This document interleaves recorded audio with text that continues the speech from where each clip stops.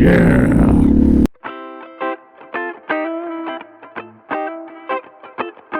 Hi y'all, I'm Chase. This is my 2021 Harley-Davidson Pan America Special, affectionately known as Wichita, and had the Micro Machines moment from when I was a really little kid. This is the Micro Machine Man, presenting the most midget miniature motorcade of Micro Machines. Today, well, it was a video I made a little while ago. It was about a dealer I went to and how they tried to play some monkey shines, let's say, with the numbers. And I wanted to let everybody know, well, I wanted to talk about this because you get a lot of comments that, oh, it's Harley dealers are all stealerships and it's all Harley dealers and they're all terrible, and well, that's honestly, that has not been my experience. In fact, that's actually been the opposite. Mostly what happens, and I mean, I've seen this myself, a guy walks in and maybe, just maybe, he picked the wrong Harley dealership. Alright, I gotta stop and get some mail here. Okay, mail successfully retrieved. Anyways, what I was saying was, a guy will, or a gal, will walk into... Oh, there we go. Let's get you started. There we go. We'll walk into a Harley dealer. And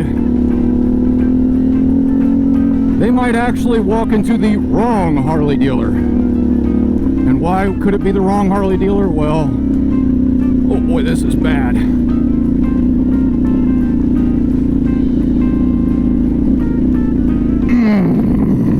Yeah.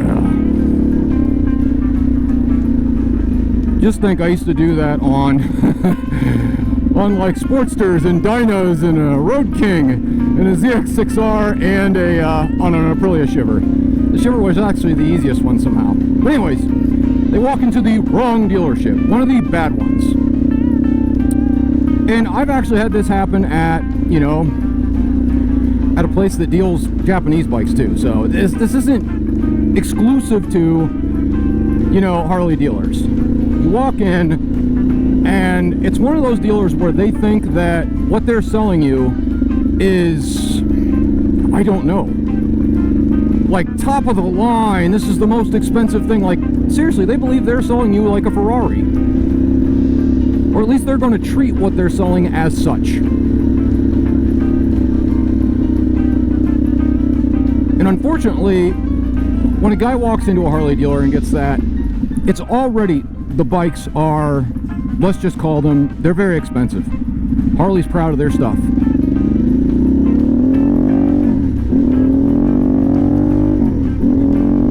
Oh, I haven't been out for a ride in a little over a week. Oh, it's so nice. But Harley is damn proud of their stuff. And unfortunately, they come off as smug. And nobody likes smug.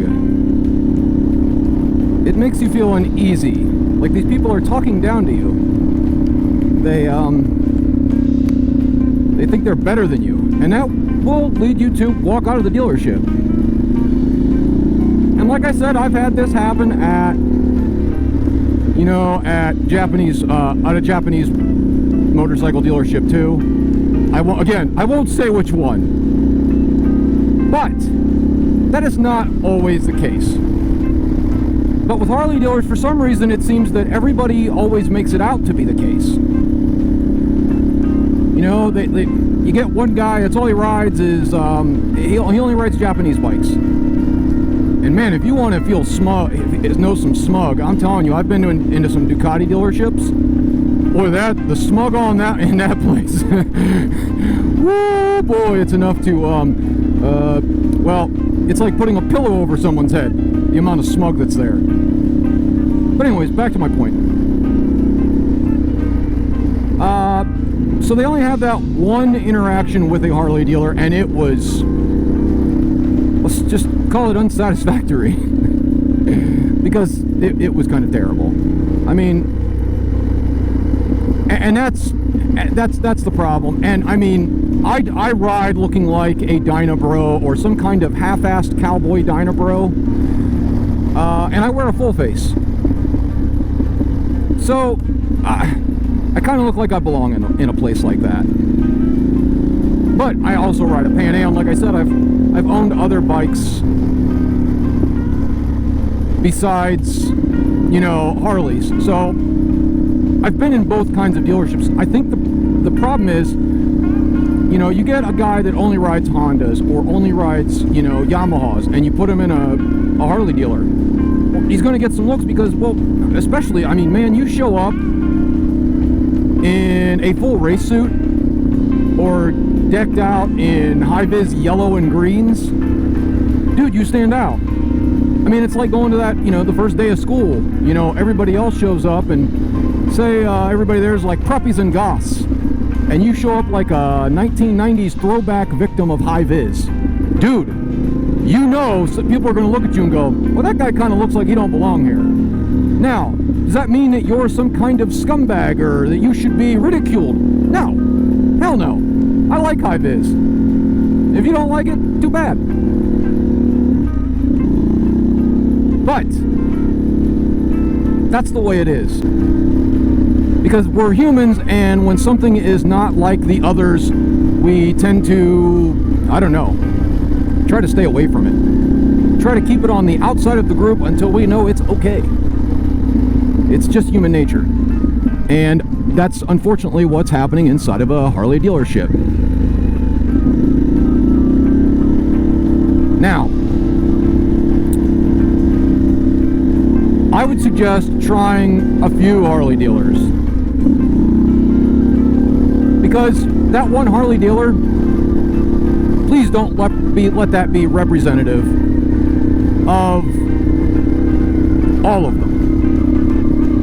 Now, there is another problem. Man, the pricing. Seriously, and I'm not just talking about from Harley, because, man, their prices are damn expensive. Now, I don't think they build a bad bike. Everything is, I mean, you're talking about it's all metal. The paint jobs are spectacular, seriously. I don't know if anybody does a better job with paint.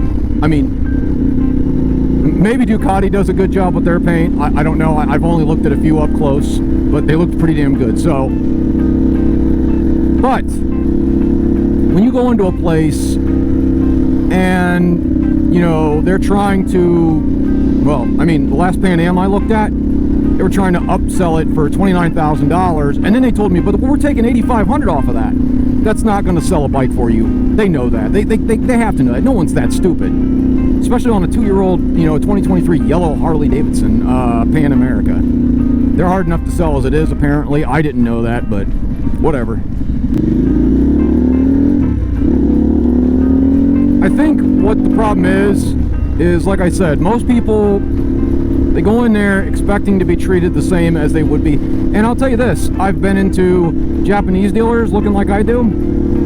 Yeah, they kind of treat you funny, and they go, oh, you're here for the...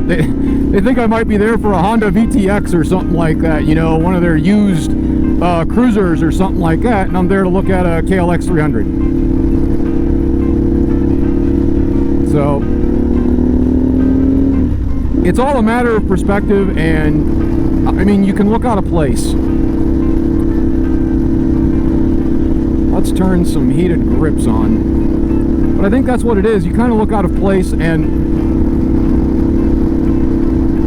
honestly, it is the dealer's fault sometimes, but it's not every dealer. There are very, very good dealers. Seriously, Farrell Harley-Davidson is one of the best. Valley Harley-Davidson. I've had them do work on my bike. Adventure, definitely not bad. I've had them do work on my bike. But I have ran into some other dealers, and some of these dealers are, I mean, we're talking like, you will laugh in their faces when they tell you the price on stuff, especially that they're marking up a bike, you know, a $20,000 bike for almost 30 grand. I mean, you're adding and you're taking half of the bike and then adding it to the bike. The bike's only 20 grand, you're going to tell me it's 30 now. So you took $10,000 and added to the bike. That's insane. And they'll actually look at you and believe that this is an acceptable thing. And then they look butthurt when you walk out. So, but, like I said, I've had the same thing happen at a Japanese dealership. I've been to one very recently. It was a Honda dealer. and I know how much an Africa Twin costs. They had it marked for 23 grand. They don't cost 23 grand, not even with DCT. This didn't have bags. There was nothing extra on it. It was just a regular Africa Twin. That's it. No DCT, no nothing. So why was it 23 grand? Because it's the only Honda dealer anywhere around. And they figure they can just get away with it. Let me know what you guys think down in the comments. If you've had the same experience. I know a lot of you have had that experience where you're just that one time you walked into the dealership, into a Harley dealer, they told you some really stupid numbers or goofed on you a little bit for looking like, what was it? What's my favorite one? I've even heard it myself. What was it? Power Ranger. You look like a Power Ranger. Man, and it's always some guy in his like 50s or 60s that says that to you, some salesman. I know. I've heard it myself, so I know that it's not, you know, a fake thing. It does happen. But know that it happens at other places too, and it's not just Harley dealers, it's everyone. Because when you walk into any dealership and you look out of the norm of that type of customer, you're going to get a reaction that, well, you don't belong here. Now, I think a lot of it is, you know, just banter.